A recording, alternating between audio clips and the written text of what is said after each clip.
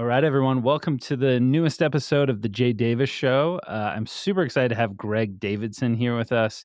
Longtime friend. We were just catching up. Originally met 5 years ago in New York City, talking about his new startup that was at that time kind of a new idea. I mean, it was just getting started, Yeah. right? Yeah, I mean, I didn't think we had launched yet. I mean, the first product we launched, we don't even have anymore, so go figure. But yeah, just like I mean, like we were saying before, just like you hear people talk about like the crazy stuff that they wanna do, and then it's kinda cool to watch, obviously a nice handful of people, especially within our network, actually go and do it is it's awesome. So that goes a million different ways. So it's been an amazing journey. Dude, it's pretty wild seeing that stuff happen. Well, it's been amazing to see you guys develop and really, I mean, a lot of the vision of what we talked about 5 years ago over lunch was we wanna build Yeah, a brand around kids and kid products, and you guys have done it. So what's sure. tell people how you got into that, Yeah. what's your experience been like, all that? Yeah, for sure. I mean, our journey was definitely not traditional, especially in the baby space, where I think traditionally you'll hear people say, "I have a kid, I had this problem, and so I had to go and solve it." Um, my co-founder and we did not have kids when we started the brand. In fact, I was not even married yet when we started work. I was engaged but not married, and yeah, what was crazy was I was going through the process of registering for my wedding. And so, right, like I was registering for pots and pans and knives and picture frames and all that stuff. And I've said this a bunch of times before, but I'll say it again. Like when you go through that experience, even though you might be buying the nice version of that thing for yourself for the first time and wanting it as a gift, like you cooked an omelet before. So, you have a perceived understanding of like, oh, this is what makes a nice pot. Or, even if you're in college, right, and you're buying your first mattress for yourself, if you like firm or soft. Um, and a good buddy of mine was about to have his first kid and was registering, going through a registry process, but just in a totally different, period of his life. And what became really clear was, he didn't know what he needed, why he needed it, what the products are supposed to even do, when he should be using the products, any of the brands that existed, and ultimately how much should he and his wife be paying. And I think like just like looking at that, you're like, okay, well, this is an incredible inflection point to involve in a person's life. And started to just like survey the scenes, like what were the brands who were heavily involved that I had never heard of outside of maybe the ones that like right the Gerbers and the Pampers, kind of like these legacy brands. And yeah, it was kind of like one of those things where I literally like by myself walked into a baby store, just checked everything out and was probably like the creepy dude walking around with, no wife, no pregnant wife, not really just like looking at everything. But I think the thing that stuck out to me was there were a ton of brands, but ultimately they were really only known for doing one thing and doing that thing really well. And I think like, look, this is like 2017, you can call it peak direct to consumer. And it just felt like one of those categories that had this huge opportunity where if you could get people to fall in love with the brand as much as they do the product, you can be their brand during this critical moment and ease the process of what things do I need to buy and when do I need to buy them. Right. Like I say this lately, like I really do feel like Lalo is like the Nike for babies and parents and families. And you know, ultimately, instead of our athlete being Michael Jordan, it is those parents, right? Like that's who we're building this brand around. And being able to deliver on that. And so yeah, it was really about just like figuring out that market, how we were gonna follow that customer through their journey and build amazing products for them, and a brand that they can come to trust. So that was kind of like the initial inkling. And then we just said, all right, let's do this was kind of Yeah. it. Yeah, I love it. No, it's so funny. It's funny, on that trip, I met with you and Jordan Nathan, who started Oh my god. Caraway, Yeah, and it exactly. was We were like like we're the same draft class. I always tell Jordan we're the same draft class. But but yeah, and they're obviously doing incredibly as well. yeah. No, it's been so fun to see you guys, and at the time, you just had a stroller, right? That was the Correct. first product that you were kinda working on, and, Correct. so as how have you balanced that? If people wanna go to the website, it's meetlalo.com, Yep. Yep. Lalo, and, how do you balance? Because I think this is sometimes where people struggle. They get an idea, or they have a really grand vision. And how have you guys balanced? Because I think you guys have done an amazing job of you both had a bigger vision of we want to go Yeah, into this category and exactly what you just explained of like those 5 or 6 years of a first 5 or 6 yeah, years of a child's life, we want to be that chosen brand. But then you also had to come up with products that people would choose individually. for sure. How have you balanced that? Because I think that's one of the hardest things entrepreneurs Total. can tackle. Yeah, and I totally agree. And like, the genesis of our brand was, we launched a stroller first, which we actually don't sell anymore. We've killed that product since then. But the real like thesis behind our brand, or the risk that we were going to take that others didn't, was saying we were going to launch products in quicker succession to ultimately prove out that the customer wanted to come back, not just for the original product they bought, because there was something about this brand that they were gravitating towards. And so very tactfully, about 5 months after we launched the stroller, we launched our high chair, which has really become kind of the tentpole product, of our company. And, I think, because of what we did was, like, what we saw was, like, over 50% of that stroller customer convert into high chairs. And so we knew there was something there. And so then from there, we said, "Okay, well, our high chair turns into a play chair. What's, like, the next evolution of continuously growing with them?" And then that became the play kit, which was the play chair and play table set. And we saw a huge amount of repeat behind that. And even though, these products, there is a decent gap of time from when they're buying that first or second purchase to that third, we figured that we could then build kind of like ecosystems around each of these products to create, more of like an interstitial moment of purchasing and engagement with the customer. Um, so we were really constantly in their lives. And I think, over the first 3 years, like we really only had three products. It was our high chair, it was our play kit, which is our play table and play chairs. And then we launched a line of tableware. So like the first little spoons you feed a kid, and a sippy cup, and a set of bibs and suction bowl and suction plate. And people, I think, just started getting like, "Oh, what could this brand mean to me? Like, I might be able to outfit my whole home with Lalo." And that's really what we turned into. Like, our goal is to own the home in this category, and to kind of going room to room and expanding our collections and categories to make that decision making process that much easier. Of what do I need to buy, and when do I need to buy it, and what's it actually for? Yeah.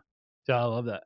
How has that messaging changed over time? And one of the things I loved when we originally talked was kind of the concept and the idea that you guys wanted to create higher quality products that Yeah, lasted and weren't yeah, just like cheap plastic that you yeah, threw away after every kid, but could be yeah. something that, and then Man, you also have a good timeless Jay, you have a design. good memory. You have a good memory. Um, I don't remember what I did yesterday, but, so that's definitely still built into the DNA, is like the value of our products. We try to, as many times as we can, have it extend beyond like the core use case. So, our high chair, when we launched it, it turned into a play chair, like you mentioned, right? We were able to drive additional value. Our high chair now can also turn into a booster seat, and it turns into a play chair still. We launched a play gym that has a secondary use case where you actually can convert it into a full blown tent that can go in your child's playroom. Our bathtub we just launched, we um, you know, can start from age 0 to 9 months. It can turn into just a basin, then you can turn it into actual toy storage they can put in their playroom because it looks so beautiful.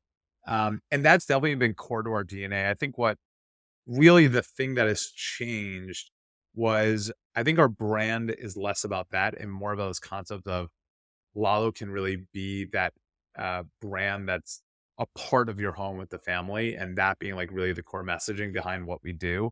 Because the way we think about product development and how we do things, that right, to us, like the home is our galaxy, literally, right? So, and if you think about a home, essentially, there's solar systems within that galaxy, and each room within the home is a mini solar system to us, right? You have the nursery, the dining room, the bathroom, the kitchen, the playroom, probably forgetting a couple rooms. And so within each of these solar systems, you have your planets, and you can have multiple planets within each of these solar systems or rooms, which are more, I would say higher price point durable items like our high chair or a play kit or even the bathtub itself. But then around each of these hero items, you have the moons and stars that go around those items. So the cups, if it's a high chair, the cups, the bowls, the bibs, the plates, the splat mats, etc. And so by creating these really beautiful, almost like capsule collections within each of these planets, the customer kind of understands that, like, I can come to them for a lot more than what I maybe anticipated I would be able to come to them for. And as you see our design language, I think carry through no matter what room of the home it's in, I think that's a really special thing that a lot of brands have, have not really tried and or have achieved, that we took kind of the risk and gamble on. Yeah. Well, I was just looking on the website at the bathtub because I hadn't seen it yet, and it's amazing how it Yeah. feels like the chair. I mean, Yeah, it's like an extension. It's totally. amazing. How I think that's actually a really huge challenge for a lot of entrepreneurs, and so I wanna ask how you kinda developed that courage or that strength to the because I think one of the commonalities I see is that we talk to people about investing or just advising startups Yeah, is a lot of times they're like, "Okay, we have this one product that did really well, and it became like the tent pole to our whole business." yeah, And then they get sometimes it's fear, sometimes it's how do we innovate? yeah, What was that process like and maybe a lesson that you learned during that of because I love that analogy of the solar system and you guys have done yeah, such a great job of centering it in the home, but yeah. how did that develop and how did you get the courage to take that first To step? so it's really great question, and it didn't happen overnight. I mean, like you said, we launched a stroller, right? So to be now a product that's focused on the home is a far cry from where we were going, or at the very least, it kind of seemed like it was a far cry. But our thing was again, and I mentioned this: can we get that parent to love the brand as much as the product, and would they want to buy from us again? And so I think we noticed that we cracked that pretty early on, and we were very tactful and I will say taking risk, a lot of risk that we said, "Oh, we're gonna launch a stroller, and 4 months later, we're gonna launch another product." But I think what that did was it cemented, very quickly in people's minds that, like, this was not a one-trick pony, and it also, I think, created a level of validation trust that's sometimes hard to do, and our whole thing was, especially in the baby category, how do you create validation trust when you have none? And sometimes I think taking a risk with trying to Um, trying to figure out, like, who that customer is as early on as possible and saying, "We're gonna build to that," was a risk, and ultimately, it totally panned out for us. It is but I will say, it is scary, like, it's not like every product we've launched has been, like, a hit from day one of things like we thought it would be, but I think when we wrap it around now of it's part of the ecosystem in which we've built, like, we were dead set, though, early on, like, this was a true lifestyle brand. Like, this was going to be something that could be around for generations. This was not, "Hey, we're building this type of subscription product or whatnot." Like, it was we were taking a little bit of a different approach, I think at that time than a lot of other consumer brands right now. No, I think that that's one of the commonalities I'm seeing in the brands who have thrived and are surviving through this kinda craziness Yeah. is they made that pivot. Like, Yeah. they made that pivot to they got a beachhead with one killer product, but then they didn't rest and they kept pushing and they spread out, Totally. uh, rather than Yeah. just trying to have one thing. Yeah, and by the way, like, there were so many I mean, like, our stroller's our first product, like, that was our baby. We killed it, we launched the stroller March 2019. We killed it and took it off the site, in August, 21. So, it Yeah, took us a while to A, we had to sell through the inventory, but, like, we knew, though, even when we had it still on the site that, like, the people were gravitating towards something else that wasn't that product. yeah. Like, they were gravitating towards the design of the high chair. They were gravitating towards the way the tableware looked and felt, and, like, that was what was happening, and so, sometimes it's just I mean, like, it was our baby, but, like, we knew very quickly it was time to let go, and by letting go, it also allowed us to dive much deeper into our strategy of, how do we own the home, and make people see that even more clearly. Good, love it.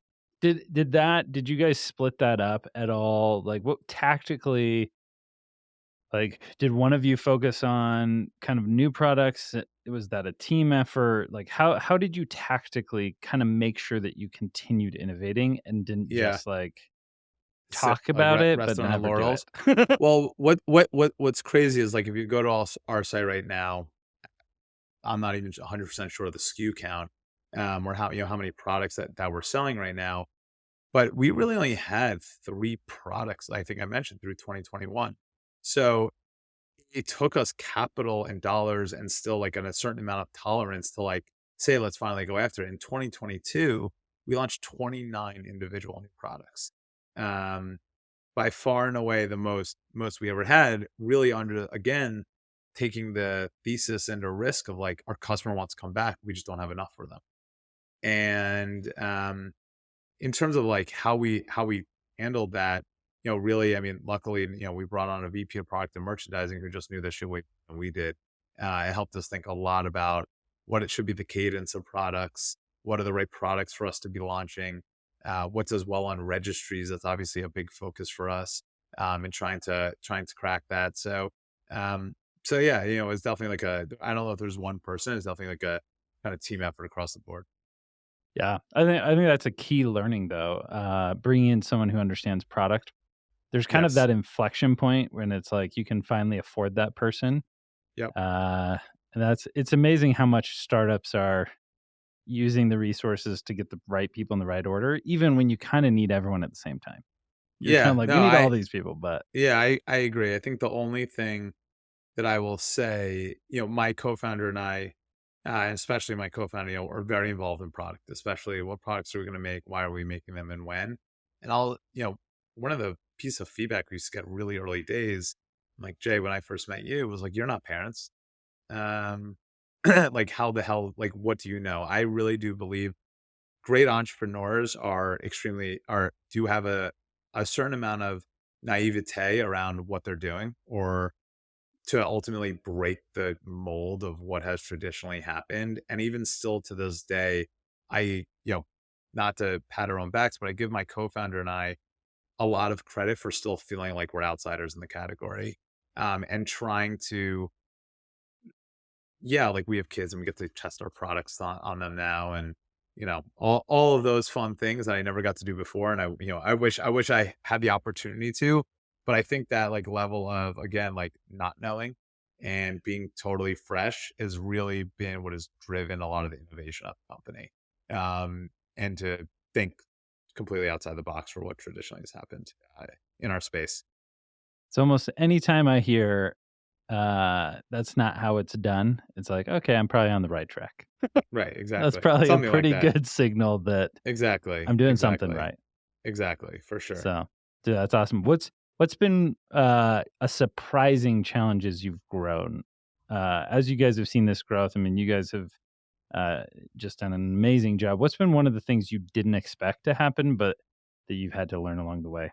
Yeah, I think the number one thing I've personally learned has been just through the operational complexities of having a consumer business this day and Yeah. age. I mean, if we think about like the time period like Lalo started working on in 2017, we're now in 2023, and we launched, like I said, 4 years ago in 2019.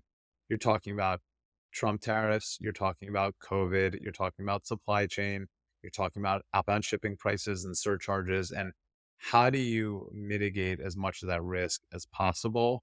Um, and how do you become as shrewd as possible of a business? If it's figuring out the right debt facilities, I think that has been, to me, something, up to that point. I mean, things were pretty smooth sailing. I mean, the price of containers have remained flat for, you know, 10 plus years. Like there wasn't as much volatility there as there really has been over the past 5 years. And I think Yeah. that's been the thing that I've actually loved diving into the most, because if you can if you can do it correct, or I shouldn't say do it correctly, if you can be very thoughtful and considerate and really focus on it, which a lot of people, I still think of like operations an afterthought, but Totally. if you can really get good at it, you can get a leg up way more so than on other brands, without most people even realizing. And I think that's something that we did exceptionally well. We got a little bit lucky along the way too. Like, don't get me wrong, um, but we've just like we really focused on it, and I think it's something that has really proven fruitful, and something I would have never told you I would have liked to have worked on, or I had never done it before in my life, to be honest, before starting this. So that was definitely something surprising. That's been, I think, a huge, though, overall boon for the business. Yeah, I think that's I think that's so true, and I always say to people that so much of that VC and pitching, and this is where consumers kinda different. There's that whole, pitching your idea, trying to get people to buy into your idea, get excited, and Yeah. then you actually have something that people buy, and it's like, "Wait, we have to build a real business." Like, Yeah, totally. that idea stuff was just, like, step That was 1. cool. Yeah, that was Yeah. cool. Yeah. And now it's, like, step 2 through 100 Yeah, of exactly. building an actual business Yeah, and that just can the last. yeah, exactly, and just the volatility Oh, that crazy. has happened is just yeah, it's been crazy. I mean, for instance, like we have large products, right? Like, Yeah. they're you're talking, you know, 10, 15 pound items in a high chair, and we were paying at one point 22,000 a container. Like that should have killed our business, Yeah. ultimately if we weren't doing correct. And this in a period of high, really high growth for us. Luckily, I literally just got a quote for a container now. It's now $1,750 a container, which is just bonkers, and So doesn't make sense. So now we're living in the good days right now, but yeah. it was stressful for a minute there. Dude, it's crazy. It's funny how that swung back. Everyone's like all the freight companies are like, "Please start shipping things again. I know you Yeah. guys bought too much stuff, but Yeah, exactly, let's exactly. So, get the wheels it's moving." crazy. Exactly.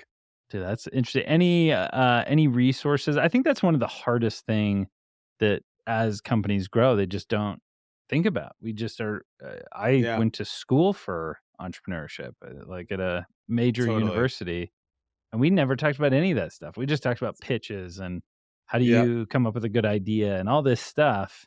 And Yeah, then all of a sudden you're like, "Wait, I need to like run a real company." yeah. Uh any Well, resources that have helped? I mean, it's funny, I can't think of one off the top of my head. Yeah. Again, I think, um, I always knew that I wasn't, like, good at it, like, I knew nothing, like, literally, so Yeah. I actually knew nothing about it, like, straight up, like, figuring out, "Oh, gotta book a container, there's duties and tariffs maybe, and then we gotta like, I never had done any of that, and so, again, that level of not knowing, I think, allowed me to just, like I just feel like I've just spoken to 1,000 people and their mothers and their fathers to, like, ultimately get a sense of, like, what is the best way for us to do it by just taking as many data points as possible, and so, um, yeah, there hasn't been one resource, it's really just been, uh through the experience and just through talking with tons and tons and tons of people because I didn't know. So every time I never made assumption that I did know. I just be like, oh, let me talk to this person who knows better than I do. And now, luckily I've been able to take all of that and, be able to form my own thoughts and opinions and how we do things now. The MBA of hard knocks. Yeah, something You like went that. through it. Yeah, Yeah. exactly. Dude, Exactly. that's Exactly. get a supply chain internship before you start a company because it's there's a lot of those things, It's so P&Ls helpful. and Yeah. operations and yeah. Man, yeah, all the acronyms. That's All the the acronyms. Yeah, acronym side of the company. Dude, exactly. it's awesome. Yeah. So, now you guys are here, what's the next vision? Where you guys wanna head? What are you I think that's another thing I love about entrepreneurs. Like we were Yeah. saying, we've seen each other over the years, but Yeah. in those 5 years, you guys have executed on so many of the things that you originally were thinking. For sure. Now, where has that vision shifted? Yeah, like I mentioned, like on our focus on the home, I think you'll start to see us as a brand continue to expand out and continue to build those ecosystems within each of those rooms. Um, I'll say, like, as a business, we're very focused on our own, our customer today, and continuously making them fall in love with us and figuring out the Yeah. best ways to do so. That might be feel outside the norm of what like we traditionally do. So we're really excited about some of the things we're working on. No announcements yet, but there's some really fun things and cool things coming up that we're excited about. Dude, that's awesome. Well, for anyone listening, what kinda call to action would you have? Obviously, go to the website if you have kids. Yep, Amazing products. yep. Go to the website.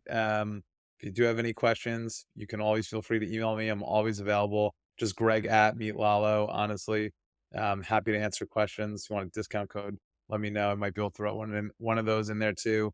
Um, but yeah, just come check us out and spread the word.